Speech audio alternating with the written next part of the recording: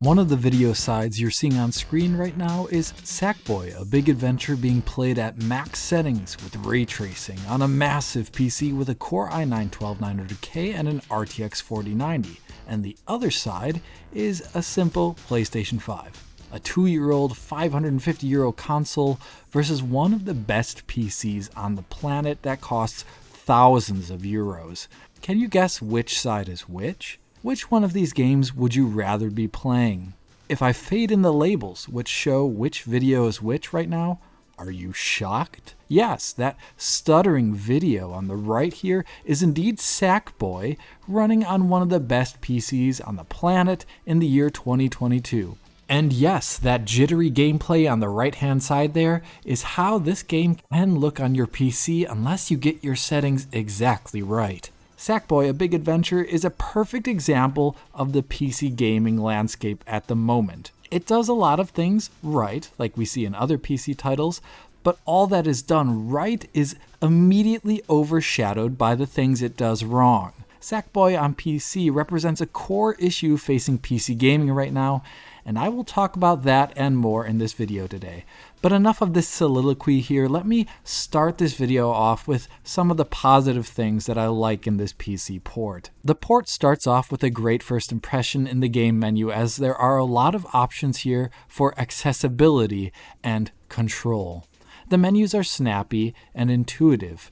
The graphical options themselves are smartly laid out and reminiscent of those found in the Days Gone PC port. You have control of the settings in real time, and when you change them, the game rendering changes in the background as well, so you can immediately see their visual effect. There's even a nifty performance counter in the corner to help you get a good sense of what changing might mean in terms of performance. Similarly snapping is the game's loading. Yes, it is slower than the PlayStation 5 in my measurements on a mid-spec NVMe drive, but it is still short enough to be unintrusive when going in and out of maps really fast. Those are mainly quality of life things though, and the title does that right. In terms of visuals though, the most easily appreciable upgrade on PC from the PlayStation 5 version is found in image quality and anti-aliasing. On the PlayStation 5, it was around 1620p with dynamic resolution scaling below that to hit 60 FPS consistently. On PC, you have access to native resolution or DLSS. DLSS, for example, here allows the game to have a much greater image quality than that found on PlayStation 5, both in terms of image stability and detail, like you can see here on Sackboy in the game's opening cinematic. Tiny details like the errant strands of cloth on Sackboy stand out on the PC version in moments when they are scarcely visible on PlayStation 5 in comparison at a distance. There can be a bit of trails from smaller details due to DLSS in that PC version, but it allows things like an older, low-end NVIDIA GPU, such as the RTX 2060, to have a clearer image than that found on PlayStation 5. The rest of the upgrades over the PlayStation 5 version tend to be as a result of the 3 extra ray tracing options the game comes with, thanks to Unreal Engine 4 having these ray tracing options by default. The first and arguably most notable difference comes from ray traced reflections. In a scene like this one, we can see the primary differences. Unreal Engine 4's basic and default screen space reflections, like we see on the PlayStation 5 version here, have issues assessing depth for objects close to the camera, so we're seeing these big streaks of reflections that make no physical sense. On PC with RT reflections, they look a lot more believable as off-screen or close-screen objects are reflected correctly. Furthermore, we can see that screen space reflections in Unreal Engine 4, like we're seeing on PlayStation 5 here, are always universally sharp, no matter the distance to the reflector or material type. So they're going to be pin sharp always on PS5, while they will be different looking depending upon the surface on PC. You can notice this in gameplay in an area like this. Here the reflection on the wood with screen space reflections on PS5 is universally sharp, so it kind of makes the wood look like glass, while ray tracing varies the sharpness based upon the viewing angle and material type, so a kind of duller reflection here on the wood. This difference can lead to some bigger differences in scenes where surfaces tend to always look like mirrors on PlayStation 5, while materials on PC will be more nuanced with those ray traced reflections. In the end, I think this makes the materials in the game look less video gamey on PC and more like those you might see in an offline renderer. Ray traced reflections also add off-screen reflections that are not possible with screen space reflections like those found on PS5. So here you can see how the ray traced reflections show the whole world in this metal ball in real time, while the PlayStation 5 version of that ball has speckled screen space reflections that first fall back into darkness, where there's no on-screen information, and then into a cube map. It looks different, but honestly, this difference is more often than not rather subtle due to the fixed camera angles that this game tends to have, but it is appreciated nonetheless. The next, less obvious upgrade comes in the form of ray traced ambient occlusion, and a good example of that can be seen in this scene here in this underpass you can go into. The game's screen space ambient occlusion on the left does not have any concept of how to shade such a concave surface, so the inside of this concave surface here is rendered in a uniform way. It almost looks like it's glowing on the inside. On PC with RTAO, the light on the inside of this underpass falls off as it goes away from the opening, darkening it in a manner that is closer to real life. Examples like this are easy to find throughout the game or the game's cutscenes, but generally in standard gameplay in direct lighting, the ambient occlusion difference will indeed be rather minor. The last upgrade comes in the form of ray trace shadows. This is the least significant upgrade because most of the shadows in this game are actually baked out as static textures. So both PC and PS5 can have some really low resolution static shadows at times with big aliases in them. I think it would have been nice to offer higher resolution baked shadows on the PC version here. The ray trace shadows that are added replace some of the few real-time shadows the game does have. These will be visible in cutscenes like you can see here, where it's possible to see how PlayStation 5 here, with screen space shadows and low-res real-time shadow maps, produces a very unconvincing shadow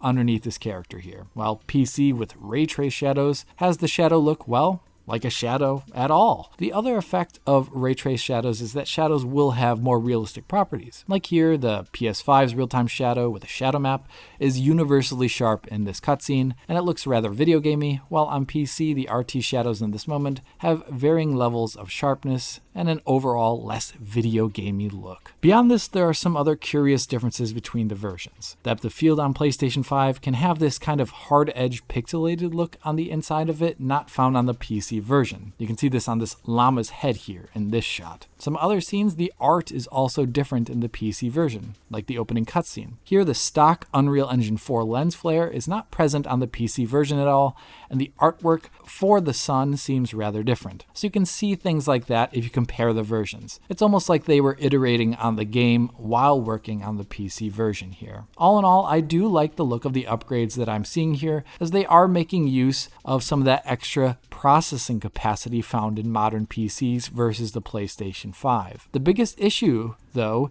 is that these nice upgrades are absolutely undermined by the game's issues in fluidity. And here's where I will come back to the issue afflicting PC game releases as of late: stuttering. This game suffers from two types of stuttering. The first is the kind I talk about all the time on Digital Foundry these days: shader compilation stutter. The first playthrough of this game is absolutely filled to the brim with shader compilation stutter. The opening cutscene I showed off earlier makes the PC version look awful when placed next to the PlayStation 5 version, as the PlayStation 5 version does not have this issue. It's not just in cutscenes as well, as the gameplay itself has a stutter each and every time something new is happening on screen. See a new type of effect? Yeah, that's probably going to stutter. A new gameplay thing? Well, yeah, it's probably going to stutter. This type of stutter absolutely ruins the playthrough of a game for me, as in every moment when you are trying to have fun and get immersed in the game world, the game suddenly screeches to a halt for a split second, and it reminds you of its technical nature. It prevents the immersion in that moment. No PC is going to be powerful enough to make these stutters go away. Every PC has them. If you are on a mid-range PC, then the stutters are even worse than what I've been showing on screen. On a Ryzen 5 3600 with either an AMD or an NVIDIA GPU, the frame time stutters balloon in size and sometimes even in frequency, making the game feel like it is falling apart at the seams while you start playing it. Such stutter makes the first playthrough of a game feel extremely poor, and it absolutely makes me disrecommend playing this game on PC, as really only playing the game a second time is the way to ensure that these things do not happen with the game's default state. More insidious here in Sackboy though is a second type of stutter that I found that affected nearly all of my playthrough of the game and has been in nearly all of the B-roll you have seen so far.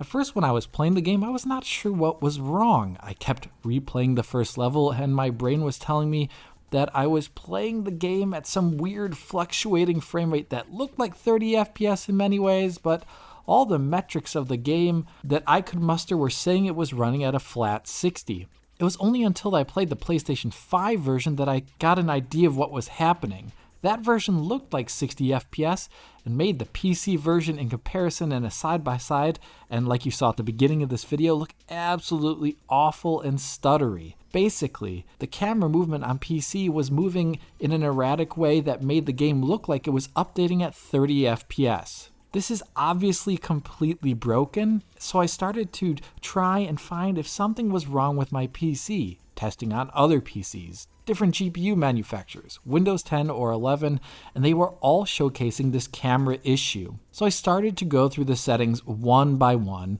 turning them on and off just to see what might be causing the issue, and in the end it was the very last setting actually that I tested that proved to be the cause. It's the game's frame rate limiter. Basically, the frame rate limiter has to be set to 60 at 60 Hz with you getting 60 FPS, or 120 at 120 Hz with you getting 120 FPS.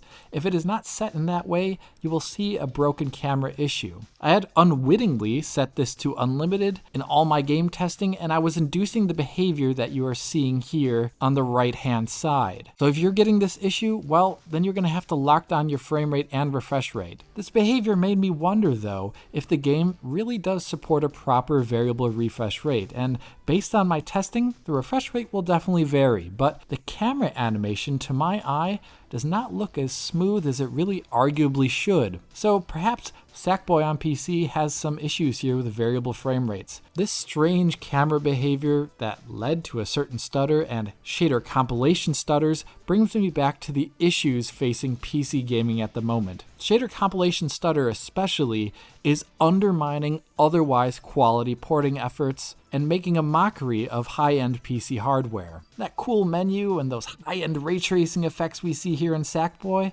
yeah, I like them, but they don't mean much of anything in light of the fact that the game stutters as it does on all systems due to shader compilation. Sackboy is of course one of far too many games releasing on PC in this state as of late, and I am being slightly unfair to it, honestly, picking it at this moment to highlight the issue in such a way. If you were physically incapable of seeing stutter, then you do have an okay PC game here, minus the lack of variable frame rates. But I honestly cannot ignore stutter. Shader compilation stutter like this should not be in a game on PC, and I think the PC audience deserves better. Now this is a sad video for me to make right now, but it feels like it needed to be said. Anyway, if you did like this video, hit that like button and subscribe to the channel. If you're already a subscriber, hit that little bell in the corner to be informed as soon as Digital Foundry posts a video. Support us on Patreon to help us ensure that videos like this are made in the first place. Write a comment below, follow on Twitter, and as always, this is Alex saying farewell und stutter struck.